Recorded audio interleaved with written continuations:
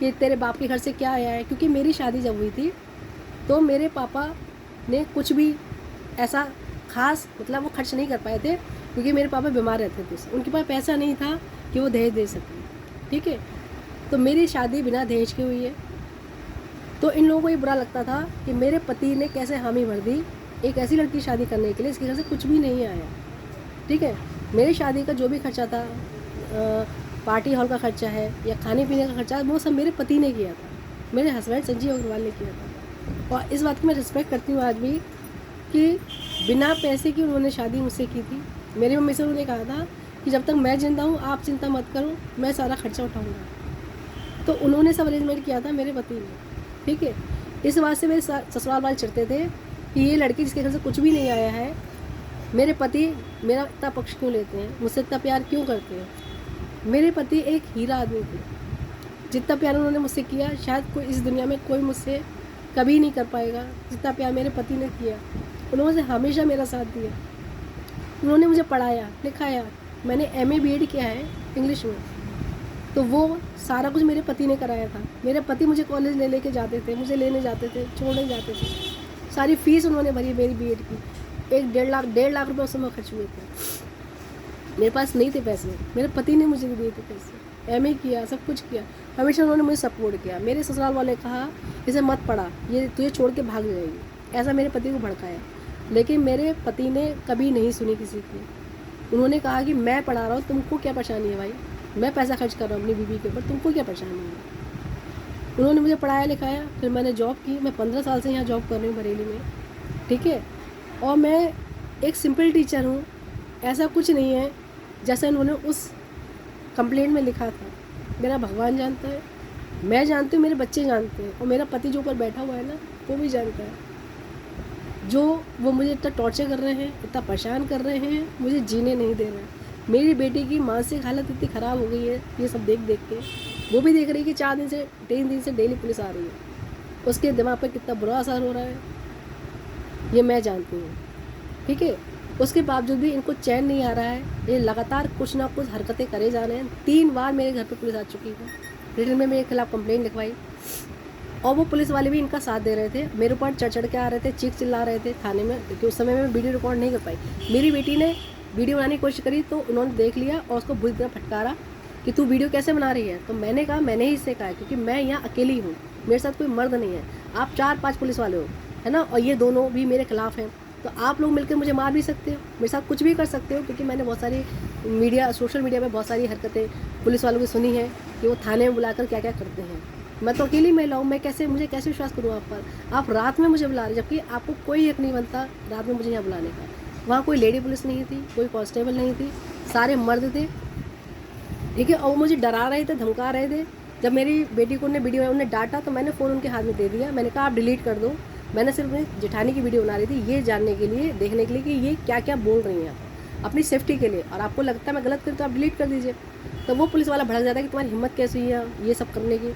मैंने फ़ोन आपके हाथ में दे दिया, आप कर दीजिए जो आपको करना है, लेकिन आप मेरे साथ गलत कर रहे हैं। आप 3-4 दिन से मुझे परेशान कर रहे हैं, लगातार मेरे घर में पुलिस वालों को भेज रहे हैं, क्योंकि मैंने कुछ भी नहीं किया। झूठी ये कंप्लेंट कर रही हैं और मैंने कुछ नहीं किया, आप इनका साथ दे रहे हो। एक्चुअली वो SK अग्रवाल हैं यहाँ पर कोई, जो गद्दी लगाते हैं बालाजी की, तो वो उनके यहाँ जॉब करते हैं। जॉब का मतलब घर में नौकरी करते हैं, उनकी देखभाल करते हैं, क्योंकि उनके बच्चे अमेरिका में रहते हैं, उनके घर में देखभाल करते हैं। ठीक है, तो ये उनको झूठी सच्ची बात आके लगाते हैं। उनके घर में पुलिस वाले आते हैं, उनको गुरुजी मानते हैं, तो वो उनके ऊपर कूदते हैं और उनका रौब झाड़ करके पूरे घर वालों को उन्हें डरा रखा है। कोई भाई उनके सामने इसलिए बोलता नहीं है क्योंकि पुलिस वालों का डर दिखाते हैं कि ये जब चाहे पुलिस वालों को बुला लेते, जैसे मेरे साथ ही हो रहा है। अभी 3 दिन से लगातार पुलिस वाले आ रहे हैं, मेरे खिलाफ झूठी कंप्लेंट करवा रहे हैं। जब ये सब हुआ, ठीक है, तो उसके बाद जब मैं गर्म हुई कि ठीक है आपको जो करना आप मेरे साथ कीजिए, आप मुझे चाहे जेल में डाल दीजिए, चाहे मुझे जान से मार दीजिए, लेकिन मेरी कोई गलती नहीं है। जो इन्होंने लिखा है वो सब झूठ है। और आप जाके कैमरे चेक करिए, सारे कैमरे में आपको सारी सच्चाई मिल जाएगी, सारी रिकॉर्डिंग मिल जाएगी।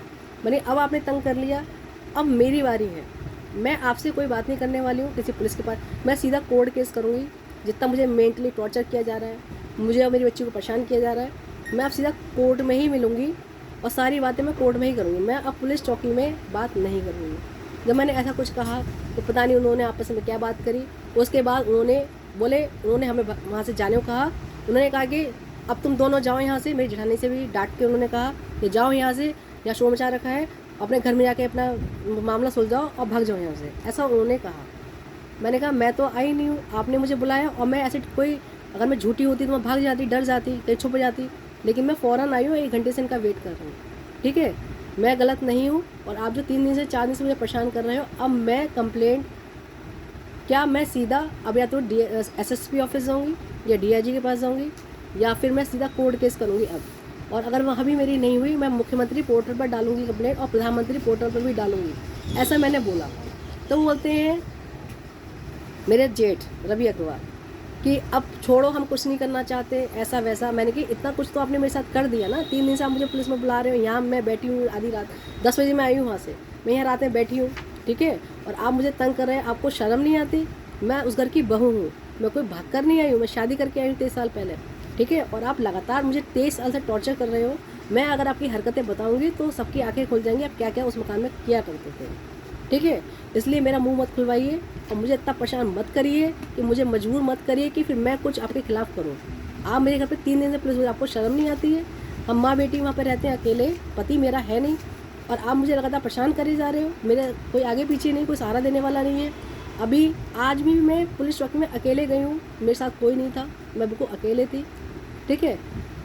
तो कह रहे हम तो नहीं करना चाहते, तुम हमें परेशान करते हो, जबकि मैं इनके घर जाती नहीं हूँ, ठीक है, मैं अपने घर में ही रहती हूँ। स्कूल से आने के बाद हम घर से बाहर नहीं निकलते, मेरी बेटी कभी घर से बाहर नहीं निकलती, केवल हमें कहीं कुछ काम होता है, हम कभी कुछ खरीदना खरादना होता है तब हम चले जाते हैं, या कभी हमारा मन नहीं लगता, घर में कोई है नहीं, हमारा मन ख़राब होता है तो हम कहीं घूमने चले जाते हैं, बस इनके घर हम नहीं जाते। तो इस तरह ये परेशान कर रही है मुझे, ठीक है। अगर इन्होंने मुझे परेशान करना नहीं छोड़ा, या अब की बार मेरे चौथी बार मेरे घर में पुलिस आई, तो मैं क्या करूँगी मुझे भी नहीं पता है, ठीक है। तो जो भी इनके रिश्तेदार, इनके बहन भाई, इनके घर वाले, इनकी बहू, इनकी बेटियां, जो भी मेरा वीडियो देख रहे हैं, वो रवि अग्रवाल और मीनाक्षी अग्रवाल को समझाएं कि मुझे परेशान करना छोड़ दें, मुझे और मेरी बेटी को टॉर्चर करना छोड़ दें। 3 बार उन्होंने पुलिस भेजी है, मुझे कल चौकी में बुलाया गया, मुझे इतना परेशान किया गया, फिर मैं भी कार्रवाई करूँगी। फिर आप ये मत कहना कि ये क्या कर दिया, ठीक है। तो आप इन्हें समझाइए कि ये एक विधवा औरत को परेशान कर रहे हैं जिसका पति नहीं है, न बेटा है, क्योंकि मैं फिर बोलूँगी तो बहुत अगला पिछला सब बोलूँगी। अभी मैंने इतना कुछ नहीं बोला, पिछला कुछ नहीं बोला, जो आप करते आए हो, ठीक है। मेरी बेटी को और मुझे परेशान करना छोड़ दीजिए, और आगे से मेरे घर में पुलिस नहीं आनी चाहिए। अगर मेरे घर में पुलिस आई तो मैं क्या करूँगी फिर मुझे भी नहीं पता है। धन्यवाद।